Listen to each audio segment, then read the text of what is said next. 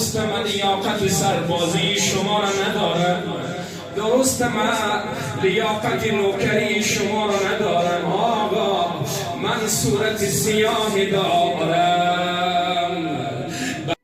حسین آن چه مهم معنویت و انسانیت و تقوا و کرامت و شرافت. آخری لحظه جان دادن بود که حسین آمد سری غلام به دامن می گرفت. یکی ای جون غلام ابوذر غفاری، اول غلام ابوذر، بعد از خانه علی، بعد از خانه حسن، سرانجام خانه حسین، سرانجام به کربلا آمد. از همین جا خدمت شما مختصر روضه بخوانم و انشاءالله که دست خالی بر نگردم. السلام علیک یا ابا عبدالله و علی الارواح التي حلت بفنائک. جان غلامی ابوذر غفاری بود، بعد از آن به خانه علی آمد، بعد از علی به خانه حسن، سرانجام به خانه حسین آمد. دیگه خانه امامت رها نمی کنه، خوب شناخته است خاندان را. سرانجام همراه کاروان حسینی از مدینه به کربلا آمد. روز عاشورا زمان نوبت جانبازی به یک غلام رسید، آمد به نزد مولایش حسین، فرمود مولا جان مرا اجازه میدان بده تا خود را در مسیر شما قربانی کنم. امام فرمود آی جان خیلی زحمت کشیدی، خانه پدرم علی بودی، بعد از آن خانه برادرم امام حسن، خانه من آمدی، از مدینه تا کربلا آمدی، این همه زحمت ها را متقبل شدی. دیگه میدانی مردمی کوفه من حسین را میخواهند، کاری به کار شما ندارد. من بیعت از شما برداشتم، تو را در راه خدا آزاد کردم، شما میتونی از اینجا بروید قربان این معرفت.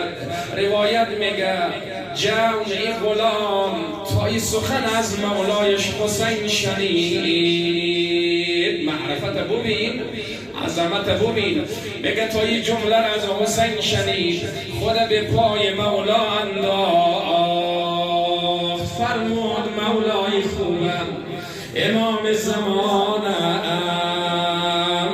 غیرت و انصاف و وجدانم اجازه نمیدهد. تا زمان شما در آسایش بودید من در کنار شما بودم، اما امروز که روز سختی برای شماست، من شما را رها کنم، خودم از اینجا بروم. انصاف و وجدانم اجازه نمیدهد.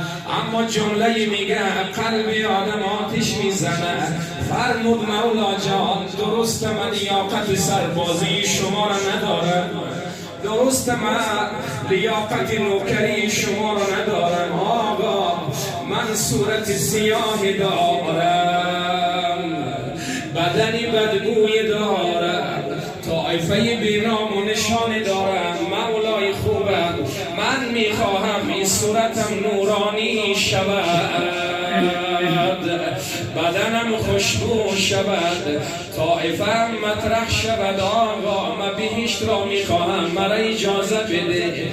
حسین برای غلام جملات دارد، شاعر به شعر در آورده، من خدمت شما بخوانم. شهش فرمود ای عبدی وفادار، تو آزادی از این میدان پیکار، تو تابع آمدی ما را براحت، میفگن خویش را در رنج و زحمت، غمین شد جان جون سخت پیمان، بشا گفت این سخن با چشم گریان، به پروردم بسی به رنج و زحمت، ز باقی ماندهی آن خانه نعمت اجازت یافت و جوان با سعادت روان شد سوی میدان شهادت بشیریش خدا دشین بشارت که خوش باد آن مقامی کام و گارد. اجازه گرفت به میدان آمد، جنگ نمایان نمود، سرانجام روی زمین آمد، بدنش مجروح ترا به بدن رسیده. آیا شما آرزو داری یا نداری لحظه ای جان دادن؟ چشمان خود باز کنیم، سر خود دامن مهدی فاطمه، سر خود دامن مولای خود حسین ببینیم. گر طبیب با نبیایی بر سری بالینم و دالم ندهم لذت بیماری را.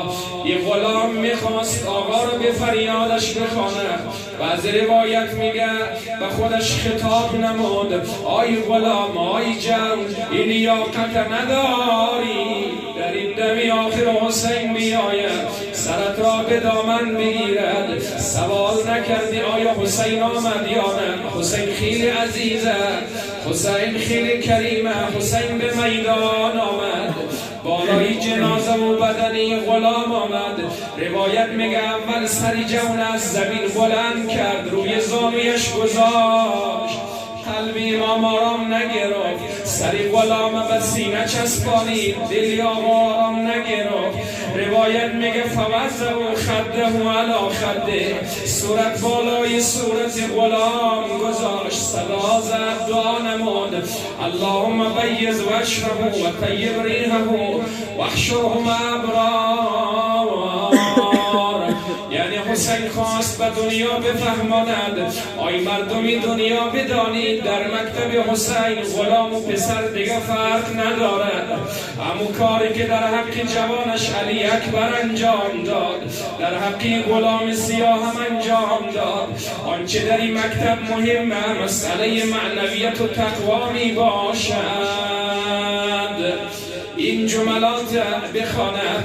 روایت میگه وقتی که غلام به شهادت رسید 3 شبانه روز بدنش مانند دیگر شهدا روی زمین باقی مانده بود. هر کسی از کنار بدنی غلام میگذشت بوی خوش را استشمام میکرد. غلام و زمانی که به محضر آقا آماده بود چی میگه؟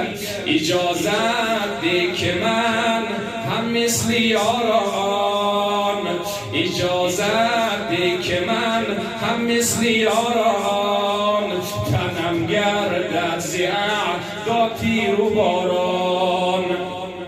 اگر بویم بدو رویم سیاه است، اگر بویم بدو رویم سیاه است، ولی جانم غلامی چون تو شاه است. این جمله را عرض کنم انشاءالله آشخانه اشک بریزی.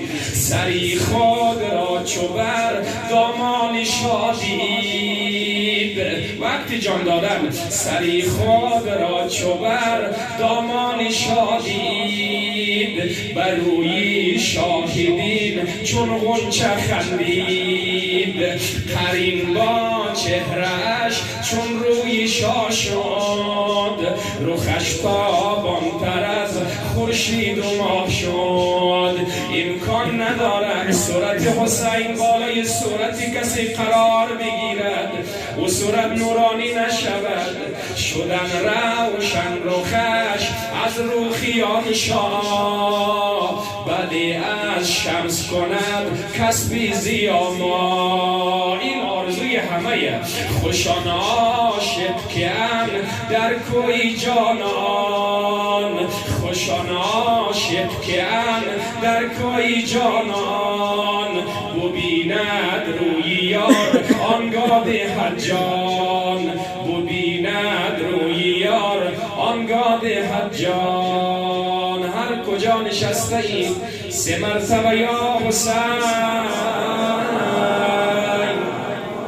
یا حسین، یا حسین. ذات شما باشد. الهی به کعبة و بانیها، به فاطمه و ابیها و بعلها و